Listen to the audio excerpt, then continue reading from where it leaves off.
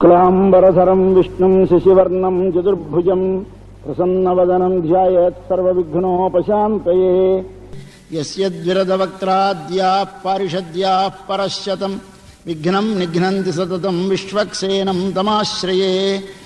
వ్యాసం వసిష్ఠనప్తారం శక్తేః పౌత్రమకల్మషం పరాశరాత్మజం వందే సుఖతాతం తపోనిధిం. వ్యాసాయ విష్ణురూపాయ వ్యాసరూపాయ విష్ణవే నమో వై బ్రహ్మనిధయే వాసిష్ఠాయ నమో నమః. యం ప్రవ్రజంతమనుపేతమపేతకృత్యం ద్వైపాయనో విరహకాతరాజుహావ పుత్రేతి తన్మయతయా తరవోభినేదుః తం సర్వభూతసుహృదం మునిమానతోస్మి. నౌమీడ్యతే భ్రవపుషే తడిదంబరాయ గుంజావతంస పరిపిచ్చలసన్ముఖాయ వన్యస్రజే కవలవేత్ర విషాణవేణులక్ష్మశ్రియే మృదుపదే పశుపాంగజాయ.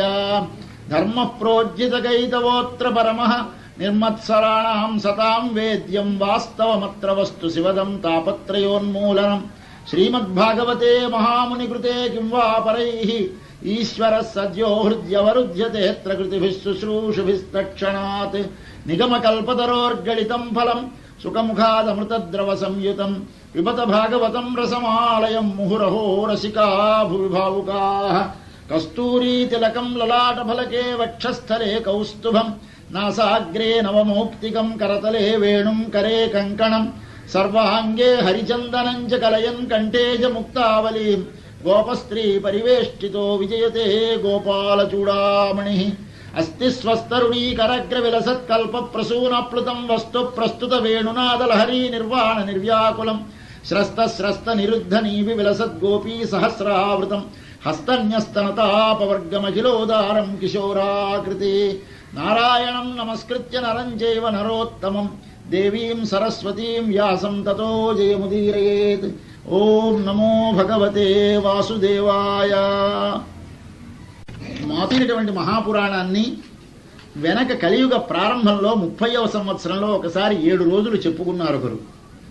అప్పటి నుంచి 7 రోజులు చెప్పుకోవడం దీనికి చాలా ప్రధానం. సప్తాహం అని, భాగవత సప్తాహం అని చేస్తూ ఉంటారు. 7 రోజులలో భాగవతం అంతా వినాలని. మళ్ళీ 200 ఏళ్ల తరువాత కలియుగం ప్రారంభమైన తరువాత మళ్ళీ ఒక సప్తాహం జరిగింది. 230 సంవత్సరాలకి మళ్ళీ భాగవత సప్తాహం జరిగింది. 3 సప్తాహాలు జరిగాయి. మొదటి సప్తాహం ఒక ఆయన తన సోదరుడికి పిశాచత్వం వస్తే ఆ పిశాచముగా ఉన్నటువంటి ఆయన యొక్క పిశాచత్వాన్ని వదలగొట్టడానికి మొట్టమొదటి సప్తాహం చేశాడు. రెండవసారి సప్తాహాన్ని నారద మహర్షి జ్ఞానభక్తి వైరాగ్యాలలో జ్ఞానవైరాగ్యాలు 2 ముసలివైపోతే మళ్ళీ జ్ఞానవైరాగ్యాలను రెండింటినీ మళ్ళీ పెంపొందించడానికి శుకుల వారి చేత చెప్పించి ఆయన భాగవత సప్తాహం చేశాడు. తర్వాత 230 సంవత్సరాల కలియుగం ప్రారంభమైన తరువాత అప్పుడు పరీక్షిన్ మహారాజుకి సుఖమహర్షి చెప్పాడు. 3 సప్తాహాలు జరిగాయి కలియుగ ప్రారంభంలో 230 సంవత్సరాలకి. ఆ 3 సప్తాహాలు కలిపి ఒక్కసారి చేస్తున్నాం మనం. అప్పుడు కలియుగ ప్రారంభంలో 3 జరిగాయి కదా, మనం కూడా 3 సప్తాహాలు చేయాలి అని ఎందుకో అనుకోకుండా సంకల్పం కలిగింది. ఎన్నాళ్ళు చెబుతారు అని అడిగారు. ఎన్నాళ్ళు ఏమిటి, పూర్తిగా అవ్వాలి అంటే 1 నెలైనా ఉండాలన్నా. ఓ అలాగే చెప్పండి, 4 రోజులు మా ఊళ్ళో ఉండండి చెప్పండి అన్నారు. అయ్యా మీ ఊళ్ళో వచ్చి ఉండగలనా, విశాఖపట్నంలో పెట్టండి నేను ఇక్కడే ఉంటాను కనుక చెప్తానన్నాను. అబ్బాయి కాదు దిమిలిలోనే చెప్పాలన్నారు. అయితే 14-15 రోజులు అన్నాం. చివరికి అవదేమో అని 21 రోజులు నిర్ణయించాం. అది మనకి తెలియకుండా 21 రోజు అన్నాం. ఆ 21 రోజు 3 ఏళ్ళు 21, 3 సప్తాహాలు. ఇది 3 సప్తాహాలలో కలియుగ ప్రారంభంలో జరిగిన 3 సప్తాహాలు మనం ఇక్కడ చేసుకుంటున్నాం. ఇది అందుచేత చాలా అదృష్టవంతులం. మరొక విశేషం ఏమిటి అంటే మా పరమేశ్వరరావు గారి ఇంటి పేరు భాగవతుల వారు, వారి తండ్రి గారు భాగవతుల సోమన్న గారు. వీరు భాగవతుల వారిని ఇంటి పేరు బహుశా వారి పూర్వులలో ఎవరో భాగవతాన్ని బాగా లోకంలో ప్రచారం చేసినందువల్ల వచ్చి ఉంటుంది. మన ఇళ్ల పేర్లన్నీ కూడా మనం చేసినటువంటి పౌరుషనామాలే. అట్లాంటి వారు ఈనాటికి వీరికి కలిగింది అంటే బహుశా వీరి వంశంలో భాగవతం యొక్క ఆసక్తి ఉన్నది అని నాకు అనిపించింది. అంతేత ఈనాడు భాగవతుల పరమేశ్వరరావు గారు భాగవతుల సోమన్న హై స్కూలులో భాగవతాన్ని ప్రపంచింపజేస్తున్నారు మన చేత. మనమందరం దానిని వింటున్నాం. ఇది చాలా ప్రధానమైన విషయంగా భావించండి. ఎందరు ఉన్నారు అనేది ప్రధానం కాదు. ఇక్కడ ఉన్నవారు మాత్రం శ్రద్ధగా వినండి. పిల్లలకి బోధపడకపోయినా వినండి, బోధపడుతూ ఉంటుంది కొంతవరకు. మాట్లాడుకోకండి. ప్రధానమైన విషయం ఏమిటి అంటే దీనిలో ఏ ఒక్క అక్షరము విన్నా లోపలికి వెళితే అది లోపల ఉండే పాపాలను తొలగించేస్తుంది. ఇది సుఖమహర్షి పరీక్షిన్ మహారాజుకు ఉపదేశిస్తూ, అయ్యా ఒక్కసారి కాని భాగవతాన్ని విన్నాడా వాడికి ఐహలౌకికముగా పరలౌకికముగా ఏ విధమైన అనర్థము కలగదు అని ఆయన ఉపదేశించి చెప్పాడు. ఇది చేత మనం ఈ లోకంలో ఎన్నో ఇబ్బందులు పడుతున్నాం, ఎన్నో కష్టాలు పడుతున్నాం. అనేకమైన లోకంలో అభ్యుదయానికి ప్రతిబంధకములైనటువంటి శక్తులు విజృంభిస్తున్నాయి.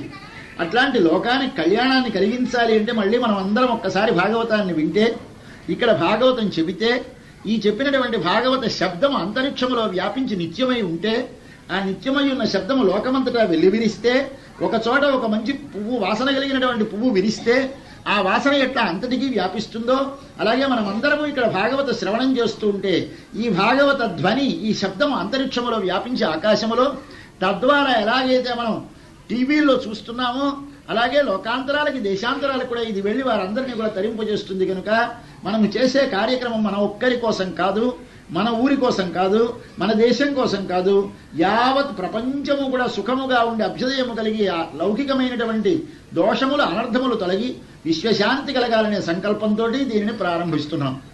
ప్రధానమైనది ప్రేమ. ప్రేమ లేని మనిషి పశువు కంటే హీనుడు. మనకంటే ఎక్కువ ప్రేమ గలవి పశువులు. కానీ మనలో ప్రేమ పండవలసినటువంటి శరీరమును పొంది, ప్రేమ పండవలసినటువంటి మనసును పొంది, ప్రేమతో ఆదరించవలసినటువంటి వాక్కు బుద్ధి కలిగి ఉండి, ప్రేమ లేనటువంటి దాక్షిణ్యహీనుడమై కఠోరమై కర్కశముగా ప్రవర్తించేటువంటి కిరాతుల వలె ప్రవర్తిస్తున్నామంటే కారణం కృష్ణ అనుగ్రహం లేక. కృష్ణుడు ప్రేమైక మూర్తి. ఆ ప్రేమమూర్తి అయినటువంటి స్వామి యొక్క గుణగణములను కానీ మనము విన్నామా, మన హృదయములలో ప్రేమ పండుతుంది. ఈ ప్రేమే భగవంతుని మీద ఉంటే భక్తి అంటాం, మనతో సమానమైన వారి దగ్గర ఉంటే మైత్రి అంటాం, భార్య ఎందుంటే రతి అంటాం, పిల్లల ఎందుంటే వాత్సల్యం అంటాం, పెద్దల ఏడు ఉంటే గౌరవం అంటాం. కానీ వీటన్నిటికీ మూలమైనది ఒక్కటే ప్రేమ. ఆ ప్రేమ హృదయంలో పండవలసినది కానీ కొనుక్కుంటే వచ్చేది కాదు. ఆ లోపల పండవలసినటువంటి ప్రేమను పండించుకుందుకు మనం 21 రోజులు సాధనం చేస్తున్నాం. కాబట్టి మీరందరూ మన హృదయములలో స్వామిని గురించి ప్రేమ, సమాజాన్ని గురించి ప్రేమ, తన వారితో సమానమైన వారి మీద ప్రేమ, పెద్దల ఎడ ప్రేమ, పిల్లల ఎడ ప్రేమ, అందరి ఎడలా నాకు ప్రేమ కలిగేటట్లుగా అనుగ్రహించు స్వామి అని కృష్ణ భగవానుని ప్రార్థించి, ఎప్పుడు మీకు అవకాశం ఉన్నప్పుడల్లా ఓం నమో భగవతే వాసుదేవాయ అన్న మంత్రాన్ని మాత్రం 21 రోజులు వదలకండి. ఓం నమో భగవతే వాసుదేవాయ, ఓం నమో భగవతే వాసుదేవాయ. ఇది 12 అక్షరముల మంత్రం. ఈ మంత్రాన్ని రోజు మీకు అవకాశం ఉన్నన్ని మారులు అలా లోపల అంటూ ఉండండి. ఇక్కడికి వచ్చినప్పుడు యజ్ఞశాలకి 3 సార్లు ప్రదక్షిణం చేయండి. అది చాలా ముఖ్యమైన పని. స్వామికి మీ గోత్రనామములతో కృష్ణుడికి ఒకసారి పూజ చేయించుకోండి. ఇది 21 రోజులు మీరు నియమంగా చేయండి. అగ్నిహోత్రుని సేవించడం, భాగవతం వినడం. ఈ భాగవతం విన్నప్పుడు కానీ ఇతరమైన సమయంలో కానీ నోటితో వ్యర్థమైన మాటలు మాట్లాడకుండా ఒక దీక్షతో తమరందరూ మాత్రం దీక్ష పొంది దానిని ద్వాదశాక్షరి మంత్రం అంటాం. ఈ మంత్రాన్ని వెనక ధ్రువుడికి నారదుడు ఉపదేశించాడు. ఉపదేశించినందువల్ల 6 వారాలు జపం చేస్తే ఆయనకి సాక్షాత్ భగవత్ సాక్షాత్కారమై ఆయన శాశ్వతమైనటువంటి ధ్రువ పదవిని పొంది మరల తిరుగులేనటువంటి ఉన్నతమైన స్థితిని పొంది తర్వాత మోక్షాన్ని పొందడం మనకి భాగవతం చెబుతుంది. కనుక ఈ ద్వాదశాక్షరి మహామంత్రాన్ని కానీ మనం అనుసంధానం చేస్తే మనకి ఐహిలౌకికముగా అభ్యుదయములు కలుగుతాయి, ఐశ్వర్యము వస్తుంది, చిట్ట చివరికి మనం భగవత్ సన్నిధానమునకు చేరుతామని భాగవతం చెబుతోంది. కనుక తమరందరూ ద్వాదశాక్షరి మహామంత్రాన్ని మనసారా జపిస్తూ ఉండండి. రోజు ఉదయం స్నానం చేసి ఆ సమయంలో మీకు ఎంత వీలైతే అంత, లేదా తిరుగుతున్నప్పుడు ఒక నియమం అక్కరలేదు. ప్రేమ కలిగినటువంటి వారి నామాన్ని స్మరించడానికి మంత్రమని బెంగపెట్టుకోకండి. ఏమీ బెడిసి కొట్టదు, ఎవరికి ఏమీ హాని చేయదు. భగవన్ నామాన్ని ఉచ్చరించడం అనేటువంటిది మనకి తెలియకుండా మనం పలికినాది మనకు మోక్షదాయకమే, సౌఖ్యదాయకమే. కాబట్టి మీకు అవకాశం ఉన్నన్ని మార్లు ఆ ద్వాదశాక్షరి మహామంత్రాన్ని 21 రోజులు జపించండి. ఆ తర్వాత హోమశాలకి అధమం 3 సార్లు రోజు ప్రదక్షిణం చేయండి. అగ్నిహోత్రుడికి నమస్కారం చేస్తూ ఈ భాగవతాన్ని వినండి. ఇది మిమ్మల్ని అందరినీ నేను కోరేది. నాకు మీరు ఇచ్చేటువంటి కట్నం ఇదే. ఇంతకంటే నేనేమి ప్రతిఫలాపేక్షతో రాలేదు. అయ్యో వీడు ఎందుకో వచ్చాడు పురాణం చెప్పుకునేవాడు అనుకోకండి. నాకు పురాణం చెప్పుకోవడం వృత్తి కాదు. కేవలంగా పరమేశ్వరరావు గారు ఆయన భార్య కళ్యాణి నా మీద ఉండేటువంటి ప్రేమ చేత, వాళ్ళకు ఉండేటువంటి ప్రీతితోటి నన్ను రా రా రా అంటే వాళ్ళ మాట కాదనలేకొచ్చాను. కానీ ఏదో చెబుతున్నాళ్లే అని భావించకండి. కేవలంగా నా అదృష్టమని నేను చెబుతున్నాను. మీరు కూడా మీ అదృష్టమని మీరు వినండి. ఈ విధమైనటువంటి శ్రద్ధతో వినవలసిందని ప్రార్థన. మొట్టమొదట ఈ మహాభాగవతం యొక్క గొప్పతనాన్ని గురించి పద్మపురాణంలో ఉన్నటువంటి ఒక విషయాన్ని ముందుగా తెలుసుకుని తర్వాత భాగవతంలోకి వెళ్ళాలి. ఏ గ్రంథాన్ని చదివినా ముందు దాని మాహాత్మ్యాన్ని చదువుకొని తర్వాత వెళ్ళాలి భాగవతంలోకి కానీ భగవద్గీతలోకి కానీ. ఈ భాగవతం యొక్క మాహాత్మ్యాన్ని పద్మపురాణం వర్ణించింది. పద్మపురాణంలో భాగవతం అనేటువంటి పురాణము ఆవిర్భవించిన తరువాత దీని ప్రచారం ఎందుకు జరిగిందో మనకి చెబుతున్నారు. ఇది కృష్ణావతారము ద్వాపర యుగమునకు చివర సాలించింది. కృష్ణుడు అవతారమును సాలిస్తూ ఉంటే ఉద్ధవుడి దగ్గరికి వెళ్ళి ప్రార్థించాడు కృష్ణుని, కృష్ణ ద్వాపరయుగం అయిపోతోంది, కలియుగం వచ్చేస్తోంది, లోకంలో అంతా కూడా నాస్తికం ప్రబలిపోతుంది, అధర్మం ప్రబలిపోతుంది, ఎవరూ యజ్ఞయాగాదులు చేయలేరు, తపస్సు చేయలేరు, యోగము చేయలేరు, ధ్యానము చేయలేరు కదా స్వామి, నీవు ఈ లోకంలో ధర్మాన్ని మళ్ళీ నిలబెట్టడానికి ఏమి చేస్తావు, నీ వెళ్ళిపోతున్నావే అని ఉద్ధవుడు వెళ్ళి ప్రార్థిస్తాడు కృష్ణ భగవాను. ప్రార్థిస్తే అప్పుడు కృష్ణ భగవానుడు అన్నాడు, పర్వాలేదు నాయనా, నేను భాగవతం అనే గ్రంథములో ఉంటాను. నేను ఈ గ్రంథము నేను రూపమే, నా రూపమే శబ్దరూపంగా ఉంటుంది భాగవతం. ఆ భాగవతాన్ని ఎవరైనా సరే ఇంట్లో ఉంచుకొని పూజించినా, దానికి ఒకసారి నమస్కరించినా, దానిని చదివినా, దానిని విన్నా వారి మనస్సులో ఉండేటువంటి దోషములన్నీ తొలగి వారందరూ కూడా సుఖముగా ఉంటారు కనుక ధర్మం నశించకుండా కాపాడేది, భక్తిని పెంపొందించేది, జ్ఞాన వైరాగ్యములను సంతరింపజేసేది భాగవతం కనుక నేనే భాగవతం అని స్వామి చెప్పాడు కనుక భాగవతం అంటే కృష్ణ భగవానుడని మన వారి విశ్వాసం. అందుచేత భాగవతానికి ఒకసారి నమస్కారం చేస్తే కృష్ణ భగవానుడికి నమస్కారం చేసినట్టు కనుక మనం ఈ గ్రంథానికి నమస్కారం చేసి మొట్టమొదట మనం ఈ కథ ప్రారంభిస్తున్నాం. నైమిషారణ్యం అని ఒక అరణ్యం. ఇప్పుడు మనం కూర్చున్నట్లే కూర్చున్నారు అక్కడ ఋషులందరూ. అక్కడ ఒక సత్రయాగం చేస్తున్నారు. ఆ సత్రయాగం చేస్తూ ఉంటే ఋషులందరూ కూర్చున్నప్పుడు యాగములు జరుగుతూ ఉంటాయి.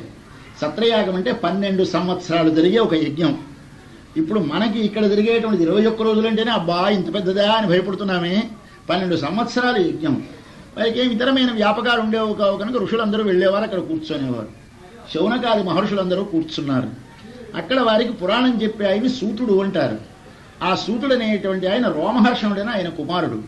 ఆ రోమహర్షణుడు అనేటువంటి ఆయన వ్యాసుల వారి శిష్యులు. ఆ వ్యాసుల వారు పురాణములన్నింటినీ ఆ రోమహర్షణుడికి చెప్పాడు. ఆ వ్యాసులు చెప్పినటువంటి పురాణ కథలన్నీ ఆయన వినిపించి నైమిషారణ్యములో ఉండే కూర్చున్నటువంటి ఋషులకందరికీ ఈ సత్రయాగంలో అయ్యా అది చెప్పవా ఇది చెప్పవా అని వారు అడుగుతూ ఉంటే అట్లా చెబుతూ ఉండేవాడట. అట్లాగా కూర్చొని ఉండగా ఒకసారి శౌనక మహర్షి ఆ సూతుడిని అడిగాడు, అయ్యా చాలా బాగుంది, నీకంటే లోకంలో సూర్యుడు లేడయా సూత? సూతుడు అనేటువంటి ఆయన చతుర్థవర్ణములో జన్మించినవాడు, కానీ ఆయనే పురాణ ప్రవక్త. మనకు ఆ కాలంలో ఈ శూద్రులు బ్రాహ్మణులు తెలియవు, అందరికీ అన్ని అధికారాలు ఉండేవి, ఎవరెవరు ఒక్కొక్క దానికి ఒక్కరు ఉండేవారు. అంటే భయ్యో నాకు అది లేదని తప్పు, ఇది వీడికి అది లేదని వివాదాలు లేవు, ఎవడికి ఇచ్చిన దానిని వాడు సిన్సియర్గా దాన్ని చేయడమే వాళ్ళ యొక్క కర్తవ్యం. కాబట్టి సూతుడు రోమహర్షణుడు కుమారుడు, ఆయన చెబుతున్నాడు, చేస్తున్నాడు. ఆయనని శౌనకుడు అనే మహర్షి నమస్కారం చెప్తున్నాడు, అయ్యా అజ్ఞానం అనే చీకటి లోపలిది వెరియాలి అంటే నీ యొక్క వాక్యే మాకు శరణం. బయట నుండే చీకటి సూర్యుడు పోగొడతాడు, కానీ లోపలి అజ్ఞానం అనే చీకటిని పోగొట్టడానికి నీవే సూర్యుడివి కనుక మాకు ఏదైనా కథలలోకెల్లా సారమైన కథ, చెవులలో పడేసరికల్లా హాయి హాయి అని తీయగా ఉండే ఒక కథ ఏదైనా మాకు చెప్పవలసింది. అది విన్నందువల్ల మాకు భక్తి కలగాలి, జ్ఞానము కలగాలి, వైరాగ్యము కలగాలి, మా లోపల వివేకం పెంపొందాలి. వివేకం అంటే ఏది మంచి ఏది చెడి అని విడదీసుకునే శక్తి, ఏది ధర్మము ఏది అధర్మము అని విడదీసుకునే శక్తి, ఏది భగవానుడు ఏది భగవానుడు కాదో తెలుసుకునే శక్తి, ఏది ఆత్మ ఏది దేహమో తెలుసుకునే శక్తి. ఈ విడదీసుకునే శక్తికి వివేకం అంటారు. అటువంటి వివేకం మాకు కలగాలి. ఈ కలియుగంలో ప్రతివాడు బ్రతికున్నాం అనుకుంటున్నామే కానీ మేమందరం మనుష్యులము కావున ఆయన రాక్షసులమైపోయినాం. జీవశ్చ అసురతాంగత, జీవులందరూ ఆసురత్వాన్ని పొందారు. క్లేశములతోటి బాధపడిపోతున్నాం అందరము. ప్రతివారికి దుఃఖములే, దుఃఖము లేనివాడు ఎవడైనా ఉన్నాడా అంటే ప్రతివారికి ఏదో ఒక బాధలే. ఇటువంటి వారికి ఏదైనా కృష్ణుణ్ణి పొందడానికి శాశ్వతమైన సుఖము కలగడానికి సాధనం ఏదైనా ఉంటే చెప్పవలసింది అని ప్రార్థించారు ఆ శౌనక మహర్షి సూతుని. ఆయన చెప్పాడు, అయ్యా చాలా మంచి ప్రశ్న వేశావు. సర్వసిద్ధాంత నిష్పన్నం సంసార భయనాశనం. లోకములో ఉండే సమస్త సిద్ధాంతములలోకి సారభూతముగా బయలుదేరినటువంటి ఒక విషయం ఉన్నది. అది ఏమిటిది? భక్తిని వృద్ధి పొందించేది, కృష్ణ రసం కృష్ణ గుణములు లోపల ప్రవహింపజేసేది. అటువంటి కథని చెబుతాను నీకు, విను. ఒక పాము కరిచింది ఈ కాలంలో అందరికీ, త్రాచుపాము. ఏమిటా త్రాచుపాము? కాలము అనేటటువంటి ఒక పాము. ఈ కాలం అనేది మృత్యు అనుకోండి. అది మన వెనకాల ఎప్పుడు వెంటాడే ఉంది, ఎప్పుడు చనిపోతామో మనకి తెలియదు. పరీక్షిత్తుకి 7 రోజులలో చావున్నదని ఒక శాపం ఇచ్చాడు ఒక ఋషి. అది ఆయన తుంటరితనం వల్ల, కొంచెం తొందరపాటుతనం వల్ల. మన తొందరపాటుతనం వల్ల మనము తెచ్చుకుంటున్నాం. పొరపాటుగా త్రాచుపాము వెనకాల వస్తోంది. త్రాచుపాము అంటే మృత్యువు. ఈ మృత్యు అనేది మన వెంట పరిగెత్తుకు వస్తే ఎప్పుడు కాటు వేస్తుందో తెలియదు. ఏ క్షణంలో మనం చనిపోతామో తెలియదు. చిన్న వయస్సు లేదు, మధ్య వయస్సు లేదు, పెద్ద వయస్సు లేదు. అట్లా పరిగెడుతున్నటువంటి మనకి శ్రీమద్భాగవతం శాస్త్రం కలౌ కీరేణ భాషితం. శుకమహర్షి భాగవతం అనే దానిని చెప్పి, అయా నీకు మృత్యుభయం తొలగాలి అంటే భాగవతం విను అని చెప్పాడయా. అది మీకు చెబుతాను. ఆనాడు శుకమహర్షి భాగవతం చెబుదామని పరీక్షిత్తు దగ్గరికి, ప్రయాగ అంటారు త్రివేణి సంగమం, అక్కడ కూర్చుంటే పరీక్షిత్తు, అక్కడికి ఋషులందరూ వచ్చి కూర్చుంటే, శుకమహర్షి అక్కడికి అనుకోకుండా వస్తే భాగవతం చెబుదామని సిద్ధపడుతూ ఉంటే, అయ్యా ఈయనకి చావు లేకుండా చేయడానికి కదా నీవు భాగవతం చెబుతున్నావు. దేవతలు అమృత భాండం పట్టుకొచ్చారట. పట్టుకొచ్చి, అయ్యయ్యా మాకు ఆ భాగవతం ఇచ్చే, ఈ అమృత భాండం నీకు ఇస్తాం, ఈ అమృతం మీ పరీక్షిత్తుకి తాగించు, ఆయనకి చావు లేకుండా అయిపోతుంది, మాకు భాగవతాన్ని ఇవ్వవలసిందే అని కోరారట.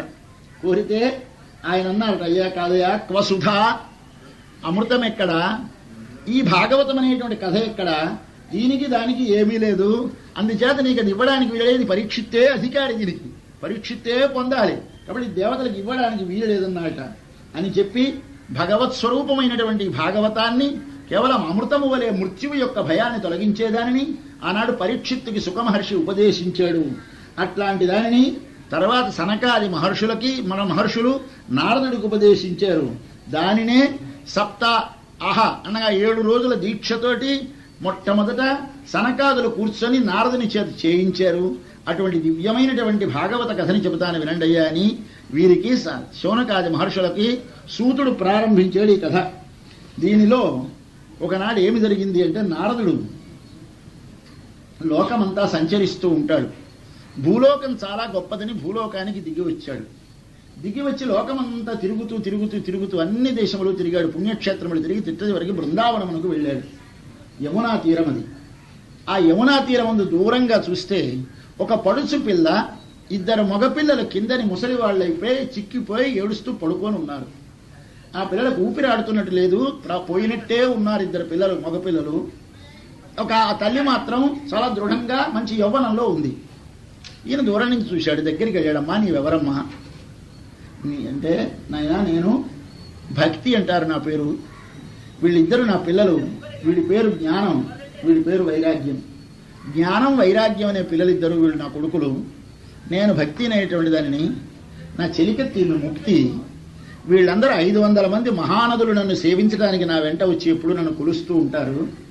మేమందరం ఈ బృందావనానికి వచ్చిన తర్వాత మాకందరికీ యవ్వనం వచ్చింది, కానీ ఈ పిల్లలిద్దరికీ మాత్రం యవ్వనం రాలేదు. ఈ జ్ఞానం వైరాగ్యం అలా ముసలివాళ్ళగానే ఉండిపోయి బక్క చిక్కిపోయి వడలిపోయి ఉన్నారు. ఈ పిల్లలు ఎలాగైనా లేవాలయ్యా, దీనికి ఏదైనా ఉపాయం ఆచరించవలసింది అని ఆనాడు భక్తి అనేటటువంటి ఒక కాంత తన కుమారుడైనటువంటి జ్ఞాన వైరాగ్యంలో 2 బడలిపోయి చిక్కిపోతే వాటిని ఎలాగైనా లేపమని నారదుడిని ప్రార్థించింది. ఆయన ఆశ్చర్యపడ్డాడు. అరేరే, నీవు వయస్సులో ఉండడం ఏమిటమ్మా, నీ పిల్లలు ముసలాళ్ళు అయిపోవడం ఏమిటి? తల్లివి నీవు బాగుండగా పిల్లలు ముసలివాళ్ళు అవడం ఎక్కడా చూడలేదే, ఏమిటి విచిత్రం అంటే, నాయన కలి యొక్క ప్రభావం ఇది. కలియుగంలో జ్ఞానము వైరాగ్యము ఉండదు. మనకు అసలు తెలియనే తెలియదు. తెలిసినా మాటలలో తెలుస్తుంది తప్ప మనసుకు అంటదు. అందుచేత మనకి ఏది తినకూడదో తెలుసును, ఏది చూడకూడదో తెలుసును, ఏది వినకూడదో తెలుసును, ఏది పొందాలో తెలుసును, కానీ ఆచరించం. దాని యందు వైరాగ్యం కలగదు కనుక జ్ఞానం వైరాగ్యం 2 మనకి కాలంలో బాగా పోతాయి. అందుచేత పిల్లలిద్దరూ ముసలివాళ్ళు అయిపోయినారు. కానీ బృందావనానికి రాగానే కృష్ణుడు సంచరించిన ప్రదేశం, కృష్ణుని పాదాలు మోపిన ప్రదేశం అవడం చేత ఈ యమునా తీరానికి రాగానే ఒక్కసారి నాకు మాత్రం యవ్వనం వచ్చిందంటే భక్తి మళ్ళీ లేచింది, కానీ జ్ఞాన వైరాగ్యాలు 2 లేవలేదు.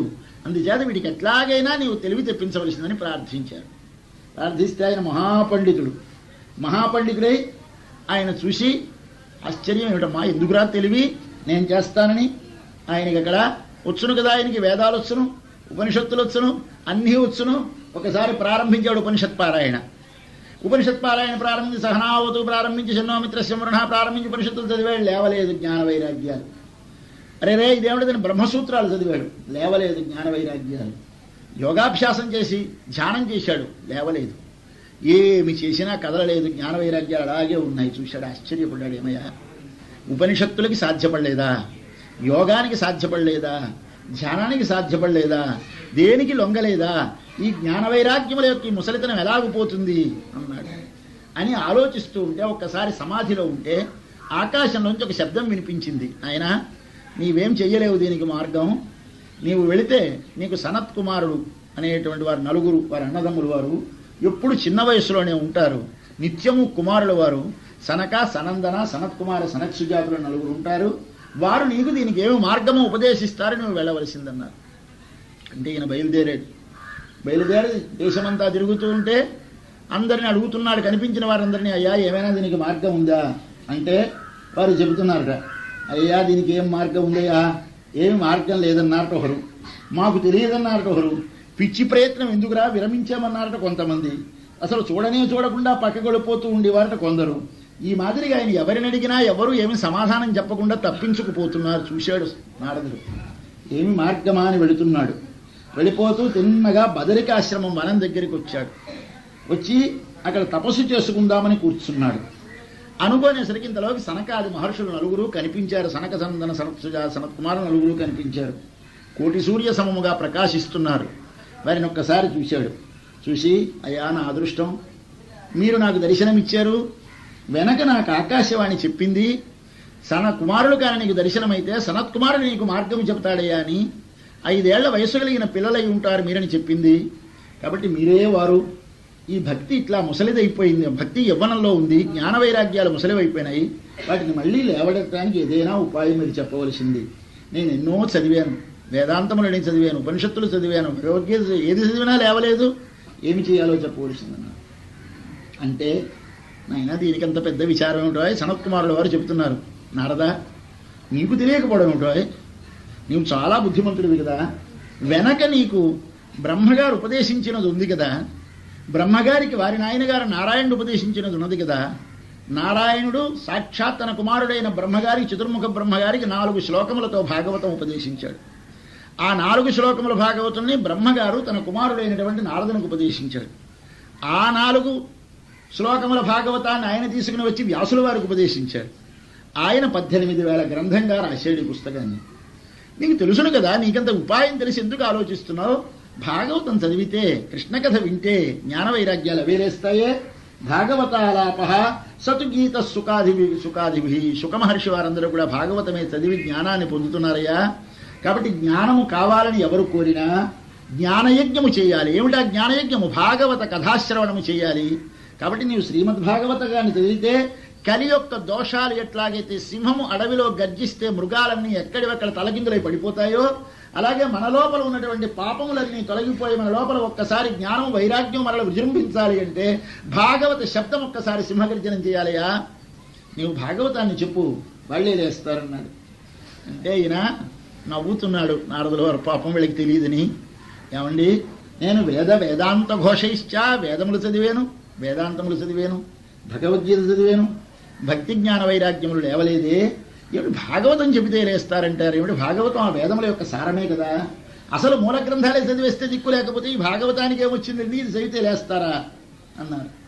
నాకేమిటి సందేహంగా ఉంది, మీరు కొంచెం నా సందేహం తీర్చవలసిందని అడిగాడు ఈయన. మనం చూడండి, పెద్ద పెద్ద మందులు పుచ్చేసుకుంటాం, వచ్చిన తర్వాత ఏమి లేదో కొంచెం జీలకర్ర బాగా పుచ్చుకో తగ్గిపోతుంది అంటారు అనుకోండి, నమ్మకం ఉంటుందా? ఏమిటి జీలకర్ర వల్ల తగ్గుతుందా అని మనకు ఉంటుంది.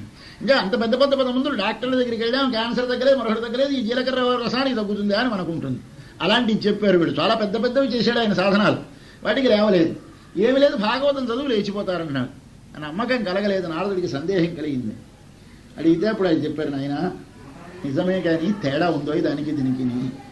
చెట్టుకి మొదటి నుంచి నీరు ఉంటుంది, రసం.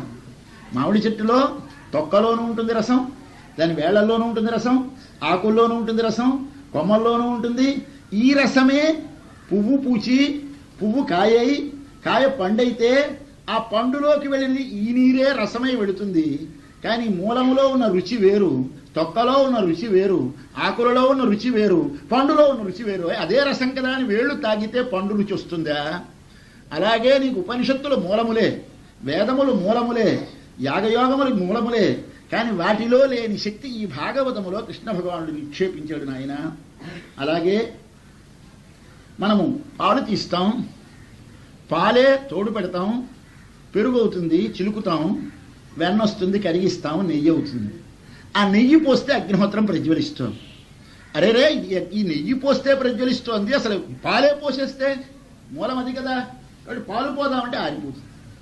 కాబట్టి మూలం కదా అని పాలు పోస్తే అగ్నిహోత్రము ప్రజ్వలించదయా.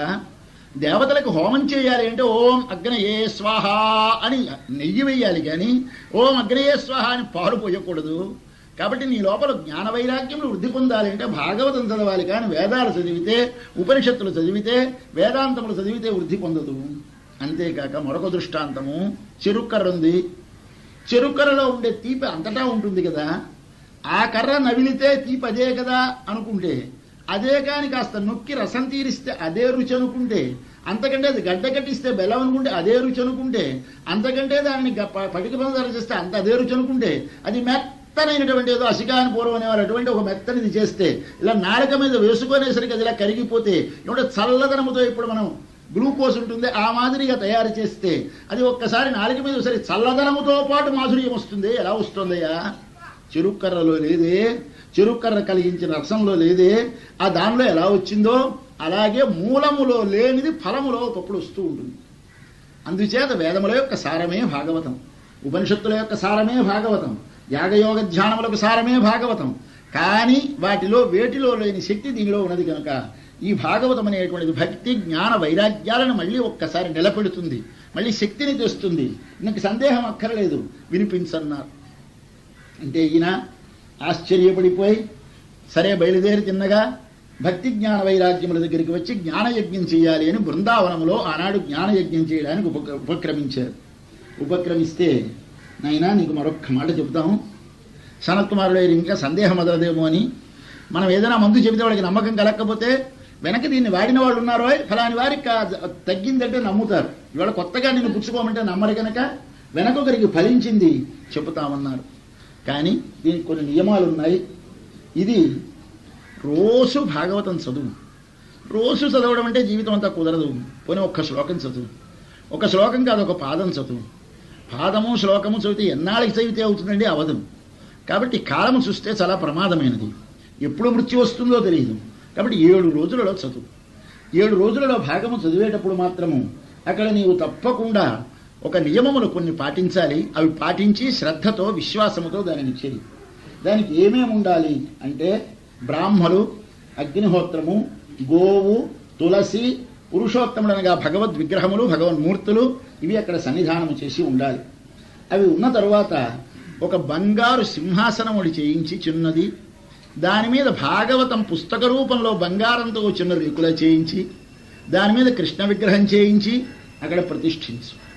ఆ హేమసింహాసనము మీద కృష్ణ విగ్రహాన్ని ప్రతిష్ఠ చేసి ఆ తర్వాత 12 రోజులు 7 రోజులు ఆరాధన చేసి దానిని ఎవరో మహాభక్తులకు ఒకరికి దానిని సమర్పించు. అది కాకుండా కేవలముగా నీవు 12 మందికి రోజు భోజనం పెట్టు. ఆ 7 రోజులు 12 మంది మహాభక్తులకు భోజనం పెడుతూ అవతల హోమం చేస్తూ యువతల పారాయణ చేయిస్తూ యువతల కథాప్రవచనం చేస్తే తనంత తానే నీకు దిగి వస్తుందయా మోక్షం. దీనికోసం పెద్ద ప్రయత్నం అక్కర్లేదు అన్నాడు అని ఆయన చెబుతున్నాడు. ఆ జన్మ మాత్రమపి, పుట్టిన దగ్గర నుంచి చచ్చిపోయే లోపల ఏన శిఖేన, ఎంత మూర్ఖులమంటే మనం శఠులమని మనకు పేరు పెట్టాడు ఆయన సనత్కుమారుడు వారు. శఠుడంటే పైకి తెలియకుండా దొంగ పనులు చేసేవాడు. శఠుడంటే గూఢ విప్రియకృతు అని సంస్కృతంలో దానికి నిర్వచనం. మనం చేసే తప్పు అని పైవాడికి తెలియనివ్వం, మనకి తెలుస్తుంది. కానీ పైకి మాత్రం బొట్టు పెట్టుకొని నామాలు పెట్టుకొని పెద్ద మెడలో పూసలదారాలు వేసి కూర్చుంటే అయ్యి బాబోయ్ ఎంత సాక్షాత్ అవతార పురుషుడు కాబోలు అనిపిస్తుంది. కానీ అవతార పురుషుడు కాదు, లోపల ఏమి చేస్తున్నామో మనకి తెలుస్తుంది. కాబట్టి శఠులం ఉన్నామే, అటువంటి శఠులమైన మనము ఏన శృతం సుఖ కథావచనం, ఆ శుకుని యొక్క వాక్యం శుకుల వారు పరీక్షిత్తుకు చెప్పినటువంటి భాగవతాన్ని ఒక్కనాడేనా తన జన్మలో కాని వినకపోతే వాడు కరవతు గాడిదలాగు, శునవతు కుక్కలాగు జీవించినట్టు లెక్కయ్య. మిథ్యాస్వజన్మాత అని భారతదేశంలో పుట్టిన పుట్టుక వ్యర్థం. ఎంచేత జననీజ నిదుఃఖ భాజ, తల్లి కడుపు చెరచటానికి ఆమె యవ్వనము నాశనము చేయడానికి పుట్టిన పుట్టుక తప్ప దీనివలన ఏమీ ప్రయోజనము లేదు. జీవచ్ఛవో నిగతిత, ఎవడు భాగవతమును వినకుండా చాలించేస్తాడు ఈ శరీరాన్ని వాడిని మనిషిని పిలవకండి, వాడిని శవం అనాలి. ఎలాంటి శవం? కదలాడుతున్న శవం, మాట్లాడుతున్న శవం. జీవచ్ఛవో నిగతిత సతు పాపకర్మ, ఎవడు ఏన అశ్రుతం, ఎవడైతే భాగవతాన్ని వినడోవాడు, ధిక్తం నరం పశు సమం, అటువంటి వాడు పశువుతో సమానుడు. వాడిని మోస్తే భూమి ఏడుస్తూ ఉంటుంది. అయ్యో, ఇదే రాక్షసులు నిండిపోవడం, ఏడవడం, భూమిని కథలు వింటామే. ఎవడైతే భగవత్కథాశ్రవణము చేయకుండా కేవలము తన ఉదర పోషణమే తనకు పరమ ప్రయోజనం అనుకొని తాను తన కొరకే అని భావించేటువంటి వాడు ఎవడి భూమి మీద కాలు మోపి నడుస్తాడో ఆ భారమును భరించలేక భూమి ఏడుస్తూ ఉంటుంది. అందుచేత నాయనా, నీవు భాగవతాన్ని వినాలి, దానిని భాగవతం ఉంటే శక్తి ఉన్నది అని ఈయనకి చెప్పి ఆశ్చర్యము కలిగించి, నీకు ఒక కథ చెబుతాను వెనక జరిగిన విషయం, అది వినమన్నాడు ఆయన. చెప్పమన్నాడు ఈయన. తుంగభద్ర తీరం, తుంగభద్ర నదీ తీరంలో ఒక పట్టణం ఉన్నది, చాలా గొప్ప పట్టణం. ఆ పట్టణంలో అందరూ తమ తమ వర్ణాశ్రమ విహితములైన ధర్మములు ఆచరించేవారే. అందులో ఒక బ్రాహ్మణుడు ఉన్నాడు. ఆయన ఆత్మదేవుడని ఆయన పేరు. ఆయన సర్వవేదములలో పండితుడు, శ్రౌత స్మార్త కర్మలు ఆచరించినవాడు, రెండవ సూర్యుని వలె తేజస్సుతో ప్రకాశించేవాడు, యాచనము చేసి భిక్షమెత్తి బ్రతుకుతూ ఉండేవాడు. కానీ ధనవంతుడు, కానీ ధనము తనకున్నదని భిక్ష తన వృత్తి తను మానలేదు. అట్లా చేస్తున్నటువంటి వాడు. ఆయన భార్య ఉన్నది. ఆయన భార్య పేరు దుంధులి అని ఆయన భార్య.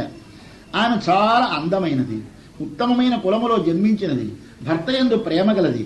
కానీ ఆమెకొక్కటే దోషము, తన ఆడిన మాటకి రెండవ మాట చేయదు. స్వవాక్య స్థాపిక, తన పట్టిన పొట్టే పొట్టు, అది ఒక్కటే ఆవిడలో ఉన్న దోషం తప్ప మిగిలినవన్నీ మంచి గుణములే.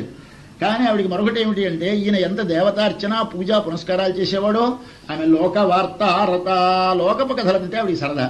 అస్తవానం వీధిలో వాళ్ళతో ఆ ఊసులు ఈ ఊసులు చెప్పుకోవడం ఉత్సాహం. కానీ భర్తతో పాటు ఈ దేవతార్చన వేదశ్రవణం వీటి ఎందు ఉండేది కాదు. గృహకృత్యములు చేయడంలో మాత్రం మంచి నేర్పు కలదు, ఇంటి పనులన్నీ చేసేసేది. ప్రేమతో ఉండేవారు ఆ దంపతులు. సమస్త కోరికలు ఉండేవి, తీరేవి.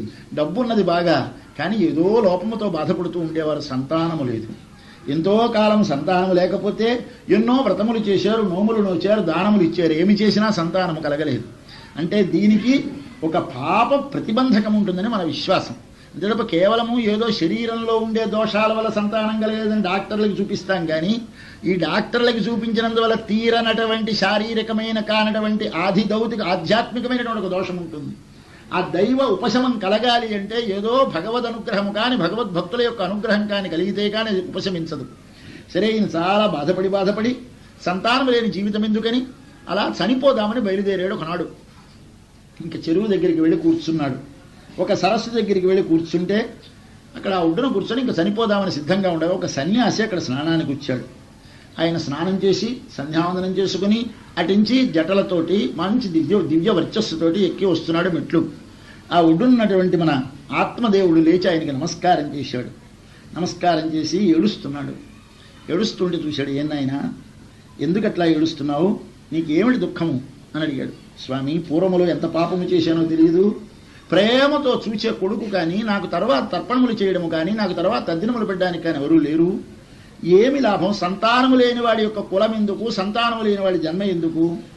అందుచేత నేనెంత దురదృష్టవంతుడిని నేనే కాదు, నేను పెంచిన ఆవు చూలు ఉండడం లేదు, నేను వేసిన మొక్క కాయలు కాయడం లేదు.